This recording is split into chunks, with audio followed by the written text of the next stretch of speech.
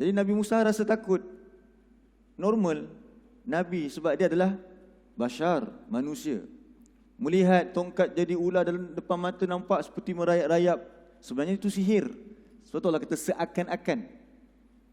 Jadi itu adalah sihir saja, bayangan mata, silap mata. Kita pun nama silap mata. Dia tongkat sebenarnya. Tapi orang nampak jadi ular. Musa kata Allah, maka Musa berasa takut dalam hatinya.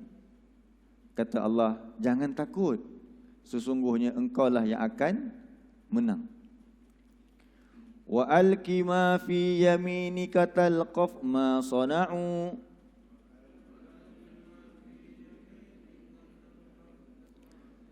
Innama sana'u kaidu sahir.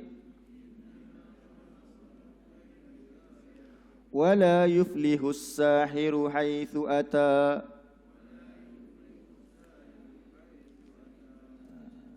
Dia apa berlaku pula kemudian? Allah kata kepada Nabi Musa, lemparkanlah apa yang ada di tangan kananmu. Kita sebelum kejadian ini, Allah pernah melatih Nabi Musa tentang tongkat dia ni. Tapi itu nak mengajar kita apa dia? Dia bukan macam magic. Itu sihir, bila masa boleh buat. Agama kita ni bukan agama magic.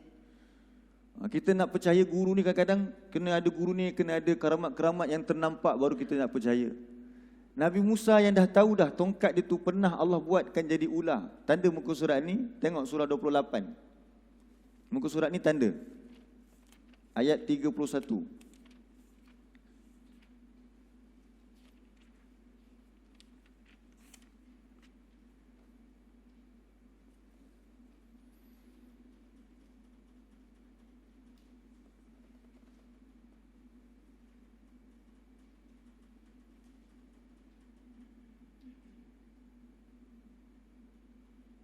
Ini sebelum berlakunya pertarungan ini, Nabi Musa pernah diperlihatkan dengan tongkatnya tukar jadi ular pada ayat yang ke-31. Surah 28 ayat 31.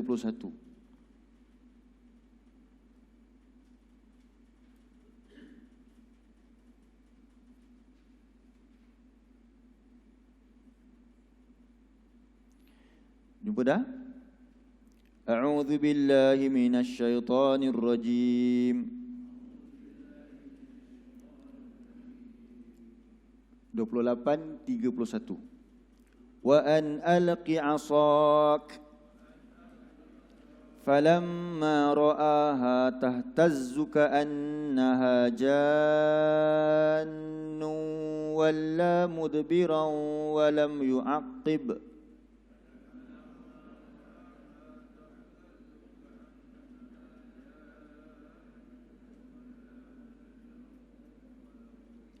Ya Musa akbil wa la takhaf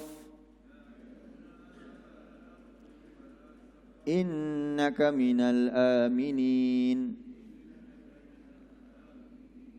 Dia Allah pernah suruh dulu Nabi Musa untuk melemparkan tongkat. Lemparkanlah tongkatmu. Maka ketika dia melihatnya bergerak-gerak seperti seekor ular yang besar. Seekor ular, dia lari berbalik ke belakang tanpa menoleh. Jadi Nabi Musa pernah tak ada pengalaman melihat tongkatnya jadi ular? Pernah. Tadi masa pertarungan, Nabi Musa tetap takut sedangkan di tangannya adanya tongkat. Jadi nak beritahu apa dia? Para Nabi ni, mukjizatnya adalah dengan perintah Allah. Bukannya agama kita ni magic. Kita kadang suka macam tu. Kena ada kisah-kisah yang ajaib daripada guru-guru, baru kita nak rasa hebat. Kita ni agama bukti. Agama ni adalah tunduk kepada ayat, kepada Al-Quran ni. Jadi bila Nabi Musa campak tongkatnya jadi ular, dia balik ke belakang takut. Dia menoleh, takut dia. Kata Allah, wahai Musa, kemarilah, jangan takut. Sesungguhnya engkau termasuk orang yang selamat. Jadi masa pertandingan tersebut, bila ular-ular tongkat-tongkat dan tali-tali yang dicampak oleh ahli sihir itu juga menjadikan Musa takut.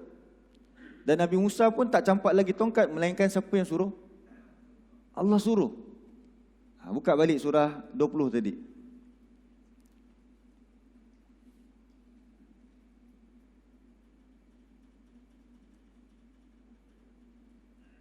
ayat 69 yang kita baca tu. Surah 20 ayat 69. Jadi Allah kata kepada Nabi Musa, alqi ma fi yaminik. Lemparkanlah apa yang ada pada tangan kanan engkau. Baru dia lemparkan. Tapi nak beritahu apa dia tadi? Dia rasa takut melihat sihir yang berlaku di hadapan mata dia. Talqaf ma sana'u. Pasti, nescaya ia akan menelan apa yang mereka ada-adakan. Apa yang mereka buat, iaitu sihir yang mereka cuba lakukan tadi. Innama sana'u kaidu sahir. Sesungguhnya tidak lain yang mereka lakukan itu adalah tipu daya ahli sihir. Kamu bukan ahli sihir. Walaupun tadi ahli sihir tuduh Musa dan juga Harun sebagai ahli sihir juga. Apa bukti? Nanti ahli sihir tunduk. Mereka akui ini bukan sihir. Wala yuflihu sahir haitsu ata. Dan tidak akan menang tukang sihir daripada mana pun dia datang. Ini dalil pegangan kita ni. Kadang kita hidup ni kita takut dengan sihir. Ini orang sihir, lama dah ni orang sihir. Allah kata apa dia? Sihir takkan menang. Sihir takkan menang. Jangan kita dah kena sihir, cari pula bomoh untuk sihir balik orang. Tak perlu macam tu. Berubat ruqyah. Kan, itu bukan sihir. Ruqyah dengan ayat Quran. Ini sihir. Sihir boleh baca dalam surah 2 ayat 102. Kisah tentang sihir. Jadi sihir mesti kalah. Kalau tak kalah kat dunia, kalau kita mati pun kerana sihir, setiap, kan Nabi kata dia, kalau tercucuk duri pun Allah nak kafarah dosa. Betul kan? Dan sihir berlaku pun dengan izin Allah. Ada orang dia mati sebab apa? Dia kena sihir. Tak mustahil, memang ada. Jangan sekali-kali kita tunduk kepada sihir. Tak apalah, carilah bomoh juga. Akhirnya kita jatuh kepada syirik. Itu yang syaitan nak sebenarnya kan.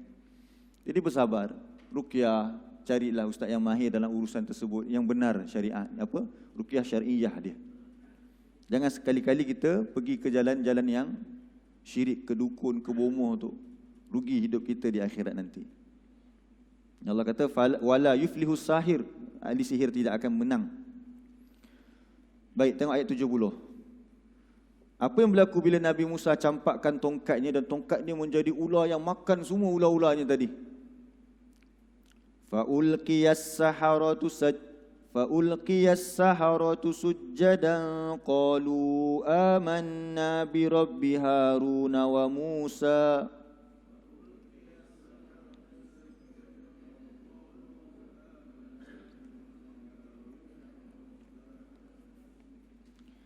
Apa berlaku kepada ahli sihir?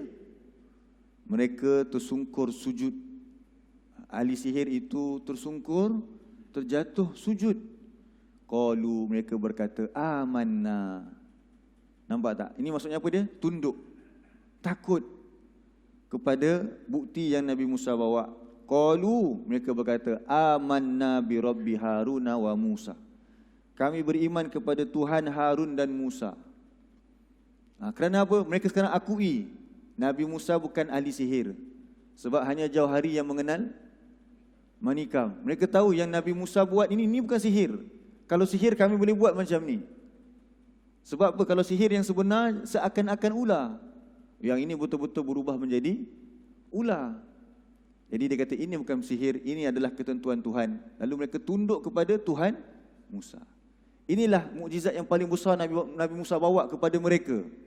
Yang tunduk adalah ahli-ahli sihir. Tapi apa berlaku kepada Fir'aun? Tengok surah An-Nazi'at kita balik. Ayat 21. Lepas ditunjukkan mukjizat yang terbesar ini, tengok balik kita punya surah An-Nazi'at ayat 71.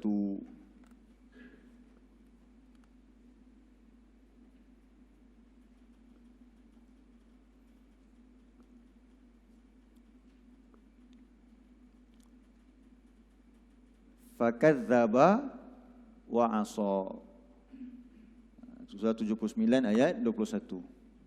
Apa yang berlaku kepada Fir'aun? Adakah dia juga tunduk sebagaimana ahli sihir tunduk? Tidak, dia mendustakan. Lalu dia menjadi orang yang derhaka lagi. Summa adbara yas'a. Kemudian dia berundur, dia berpaling daripada tanda tadi, dan dia berusaha mencabar. Dia kumpulkan fahasyara, kumpulkan lagi ahli pengikut-pengikutnya, fanada, lalu dia menyeru, faqala ana rabbukumul a'la. Apa pengajaran yang kita boleh ambil lagi di sini? Setelah kita berdusta, setelah kita menyombongkan diri, kita akan diheret kepada kesombongan yang lebih dahsyat lagi. Lepas satu, lepas satu. Itu masalah yang berlaku bila apa dia? Hati tak mau tunduk. Hati tak mau takut. Apa pula kata Musa, kata Fir'aun? Lebih angkuh lagi selepas tu. Qala ana rabbukumul a'la. Aku ini Tuhan kamu yang paling tinggi. Dan kita pun tahu selepas tu apa yang jadi. Kemudian daripada itu, kalau kita sambung surah 20 tadi tu, tuan-tuan boleh baca macam mana dia menyeksa ahli sihir tadi. Kemudian Nabi Musa, Fir'aun mengumpul ahlu Fir'aun, kejar Nabi Musa sampailah ke Laut Merah.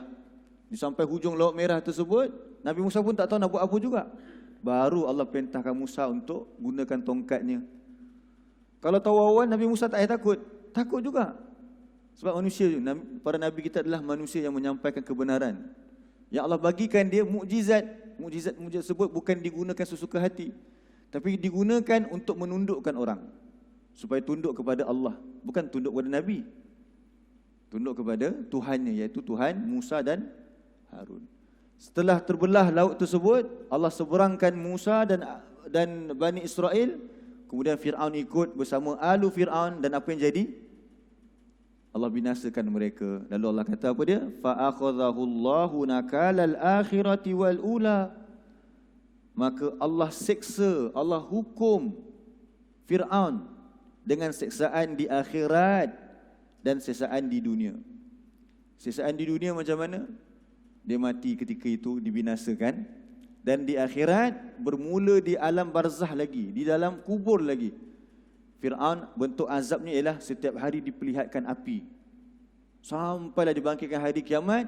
Dan nanti di akhirat nanti dia akan dicampak ke dalam api neraka. Jadi Allah kata, kisah ini adalah pengajaran kepada siapa? Inna fi dzalika la'ibratan liman yakhsha. Jadi ini peringatan kepada orang yang tak nak patuh kepada Al-Quran. Walaupun ini kisah Nabi Musa, tapi peringatan dia untuk orang-orang yang mendengar Al-Quran. Kalau kita tetap ingkar kepada Al-Quran, maka kamu juga akan mendapat balasan yang sama. Sebab itu, bila Abu Jahal mati, Abu Jahal adalah Fir'aun pada zaman Nabi. Abu Jahal adalah Fir'aun pada zaman Nabi. Setelah dia menentang dakwah Nabi, bila Nabi keluar daripada Mekah, kemudian berlaku peperangan apa?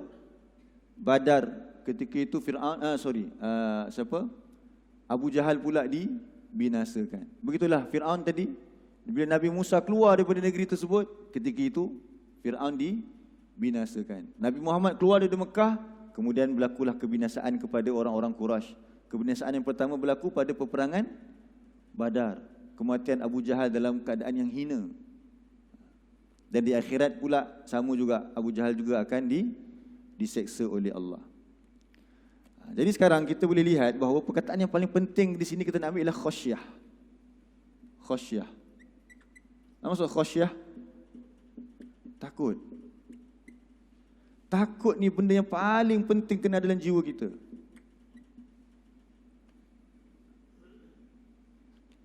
Dan nak takut ni macam kita bincang pada minggu lepas, tak boleh takut tiba-tiba, melainkan didasari oleh ilmu. Takut ini didasari oleh apa? Ilmu. Surah berapa kita kata orang yang takutkan Allah ialah orang yang berilmu? Kita tengok nota. Ingat tak? Penting dalil tu. Surah 35 ayat 28.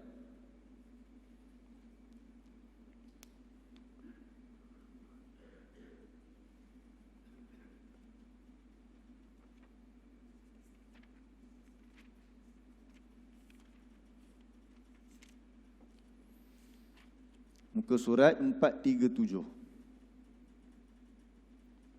Muka surat 437.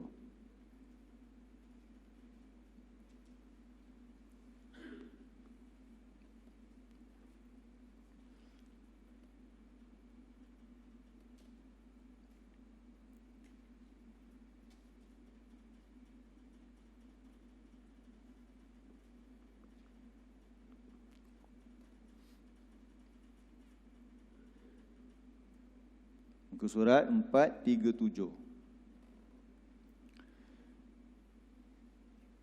Di tengah ayat tu kan Allah kata, innama yakhshallaha min ibadihil ulama. Surah 35 ayat, betul tak nombor saya tulis tu? 28. Muka surat 437.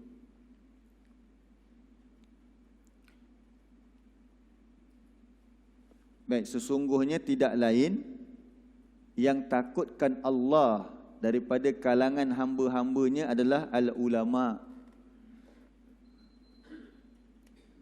Al-ulama jamak daripada alimun, orang yang mengetahui.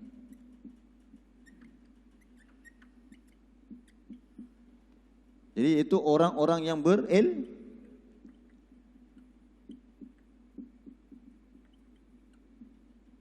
Sepatutnya orang berilmu ni, apa kesan ilmu? Takut kepada Allah. Tapi kenapa kadang-kadang kita tak takut kepada Allah? Kadang-kadang kita pelik, kita sendiri rasa pelik. Kita kata apa dia? Kenapa budak tahfiz nakal, kita kata begitu. Kan? Selalu kata macam-macam, kebakaran sekolah dekat mana? Tahfiz lah, kan? Contohlah, bukan hina tahfiz ni, bukan. Sebab apa? Sebab ilmu yang Allah berikan, iaitu Al-Quran lah maksudnya. Al-Quran ni kita tak letakkan dia pada tempat dia. Takut ni dekat mana duduk dia? Takut ni duduk dia dekat hati. Dan Al-Quran ni pula, dia tak disimpan di hati. Dia hanya dibuat bentuk apa Al-Quran? Hari ni bentuk hafalan sahaja. Hafalan duduknya dekat mana? Hafalan duduk dekat otak. Dalam surah 29 ayat 49, cuba tengok Allah kata apa dia. Nak letak kat mana Quran tu?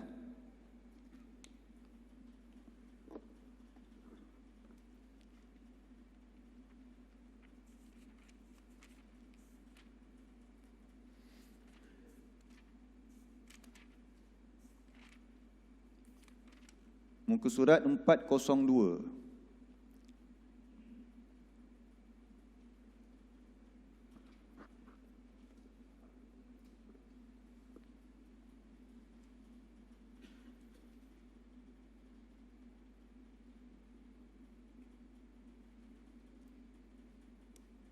Muka surat 402.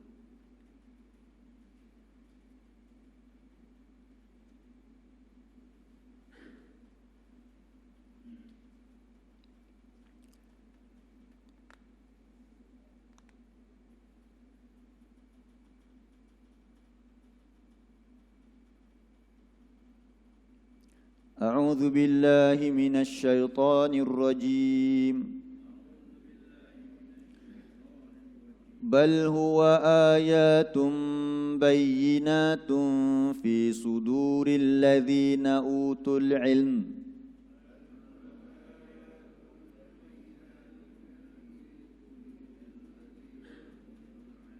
Wa ma yajhadu bi ayatina illa adh-dhalimun.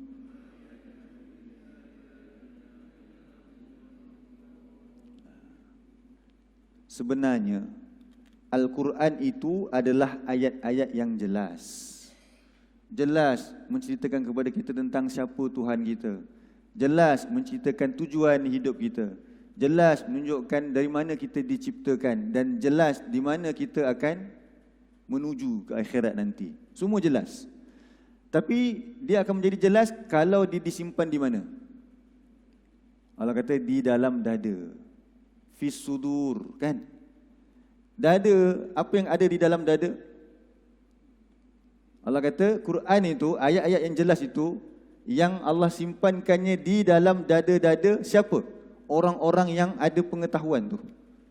Ni, orang-orang yang berilmu, dia belajar Al-Quran, tapi masalahnya kita ni target ni.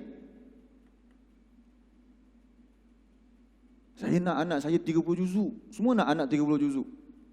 Tetapi dia tak mahu anak dia faham Al-Quran tu. Sebab nak memahami tu menggunakan apa? Allah kata guna hati.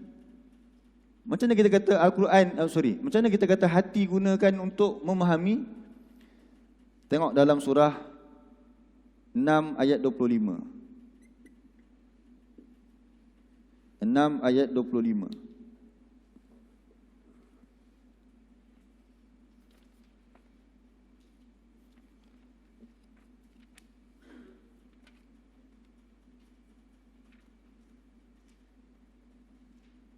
Apa fungsi hati? 6 ayat 25 muka surat 130.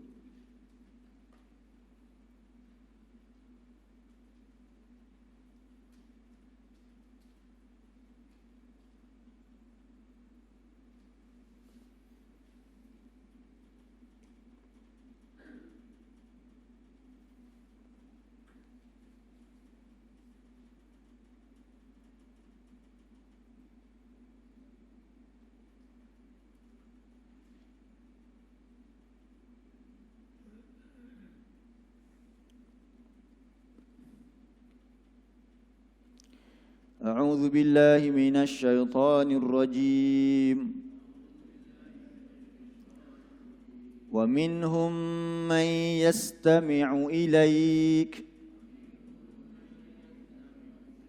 وجعلنا على قلوبهم أكنة أن يفقهوه وفي آذانهم وقرا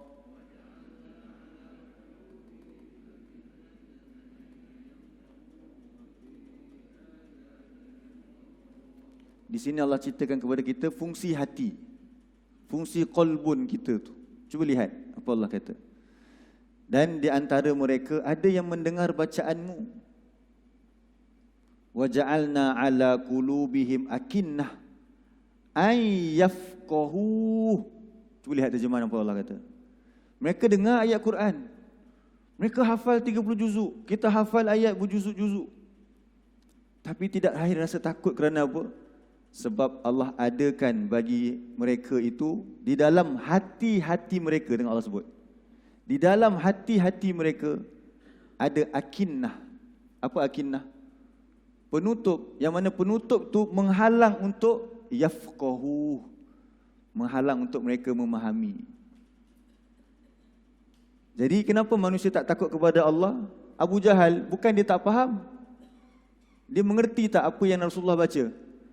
Tapi dia tidak rasa takut kerana apa? Dia tak proses Quran tu di mana? Di hati dia. Lepas tu dia fikir-fikir. Jadi sekarang Allah nak cerita kepada kita supaya kita takut kepada Allah. Nak takut kena ada ilmu. Dan ilmu tu kena belajar. Kita belajar Al-Quran. Nak belajar Al-Quran ni mula dengan tajwid. Jadi apa tujuan kita belajar tajwid tu? Jangan sekadar kita fikir, lepas tu dia jadi stres. Ustaz nanti dalam kelas tanya, ini hukum dia apa dia? Mat ni banyak dah nama kan. Jadi dia stres, tak bolehlah, payah, dia surrender. Sedangkan kita belajar kena istiqamah, belajar mula-mula tajwid tu untuk nak faham nanti. Bila nak belajar faham pula, kena belajar bahasa Arab. Tanya orang belajar bahasa Arab pula. Nak kena hafal domir pula. Sebab kita bukan orang Arab. Kena belajar asas dulu kan. Hafal sikit kaedah-kaedah ke apa ke. Oh, payah. Sebab semuanya diletak kat mana? Dekat sini. Ya Allah kata letak dekat hati tu. Supaya dia memahami. Jadi pelajar-pelajar pun sama juga. Kita buat sekolah untuk hafal Quran. Bagus dah. Tapi sekadar apa? Hafal. Dia tak pergi kat mana? Kat sini. Kalau tak pergi kat sini, sini tempat nak proses pemahaman. Jadi macam mana nak rasa takut sebab tak diproses? Dia hanya letak dekat sini, hafal, hafal dan hafal saja. Kita pula belajar bahasa Arab pun untuk hafal dia punya nahu, itu saja. Bukan untuk faham Quran. Lepas tu cuba bercakap bahasa Arab. Lepas tu cuba hafal vocab. Tengok dalam Quran tak nampak apa-apa juga. Sebab dia kena hafal apa? Aircon, kipas. Ini bukan kita rendahkan orang belajar percakapan, silalah.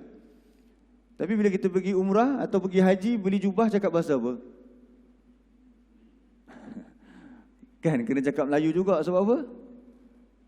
Yang jaga tu pun kadang-kadang dia duduk kat Malaysia 5 tahun dah. Saya dulu Malaysia 5 tahun dia kata. Kan? Duduk kat sana, dia cakap Melayu, beli jubah. Tapi bila Sudais baca, bahasa apa? Bahasa Arab. Tetap tak faham.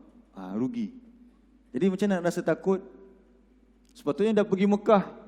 Pergi haji. Piramli buat cerita apa dia tentang haji apa? Haji apa Piramli punya cerita? Haji bakhil. Kan? Ini saya bukan cerita cakap tentang orang dah pergi haji. Nak bagi tahu apa dia tengok. Bila Quran kita dengar dengan betul, sepatutnya dia meresap ke dalam hati. Itu yang kita kata tadi, takut tu, takut. Jadi bila Allah cerita tentang Fir'aun, kenapa dia dibinasakan? Sebab dia tak nak tunduk kepada mukjizat. Mukjizat apa dia kalau zaman Nabi Musa dulu? Tongkat itu. Nah sekarang untuk kamu pula umat akhir zaman, apa mukjizat Nabi Muhammad? Al-Quran. Quran ni nak kena tunduk, dia kena faham. Sebab ini bentuk bacaan. Kena faham. Jadi hati yang memahami saja nanti akan rasa takut kepada Allah. Tengok Allah kata apa dia? Allah jadikan akinnah, penutup-penutup ke dalam hati mereka supaya terhalang daripada mereka memahami, yafqahun. Dalam ayat lain cuba tengok pula surah 7, belakang sikit je. Ayat 179 pun Allah cerita tentang fungsi hati.